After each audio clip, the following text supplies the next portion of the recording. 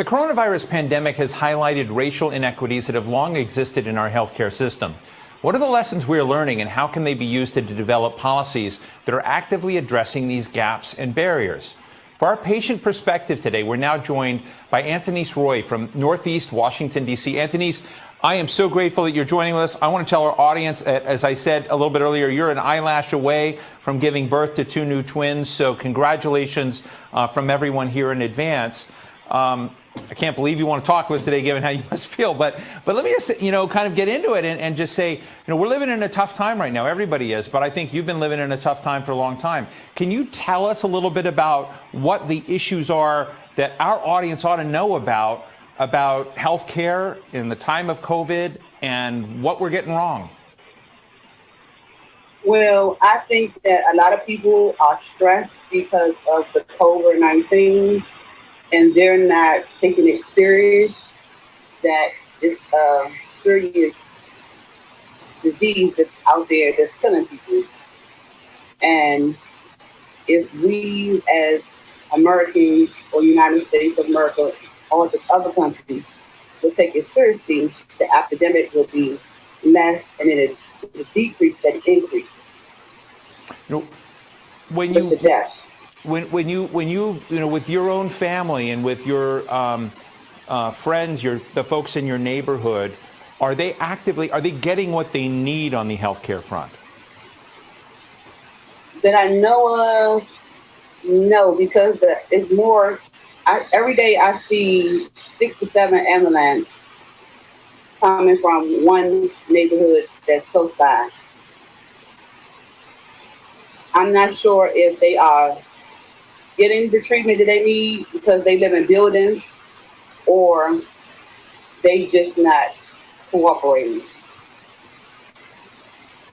Now, you've been also trying to operate a business in these times. It's another part of the ecosystem, right? How do people make a living to get by, to be able to buy, the health care, the services they need? I know that you're working in this time. I'd love our audience to hear the cool things you do. Oh, yes. I do jewel glasses. I put jewels on glasses. I put jewels on vases. But the business is slow. I have some samples here that I brought down with me. And I also do hair, and that's slow because of the corona. I'm afraid to let people in my house because I don't know what their status is. If you were to say there were 2 or 3 things that would really help your health picture, and I know that there are a lot of elements to that, what would be, because I know you've got to see a doctor, maybe it's telehealth, maybe, there may be other dimensions to healthcare that would help you, but I don't want to presume what those are. What would be the things you'd like to change?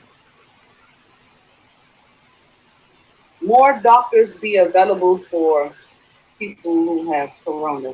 Some people do not know that they can Zoom the doctors to talk to them for corona. They just think that they have to just go to the clinic. If they will bring more news and let people know that you don't just have to go to the clinic, you can also call a special line and talk to people if you need some help. Antonice, how much of your time do you spend trying to figure out the healthcare picture? I try not to as much as possible because it's very stressful, and I just pray for people all the time because it's sad that we have to go through what we go through, but at the end of the day, you have to understand that our health is more important than anything, and stress is not going to solve it. Now, Antonice, I understand that you have some conditions that have been written about before, arthritis in your lower back, asthma is a challenge. On those fronts, which I imagine are challenges in this time of COVID, do you think that the way in which your access to therapies, to drugs, is working out okay? Would you like to see any adjustments? Well, right now, if you go to CVS, they deliver them. They deliver the medicine to you. And if you like call your doctor through Zoom, they send a prescription to whoever you want to, and they deliver them to the U.S. female. So you've got good supply then. I mean, let me ask you this: we're trying to get transplant ourselves into a world where there may be more challenges, health challenges, economic challenges, job challenges, violence challenges, but there's also the question of trust and whether folks trust the system. It looks like we may be seeing this year the first iterations of a COVID vaccine. Would you take a COVID vaccine? Do you think there are trust issues with regards to COVID vaccine in your community? I don't think they would take it. I think they would be scared to take the vaccine because they think something's going to happen to them.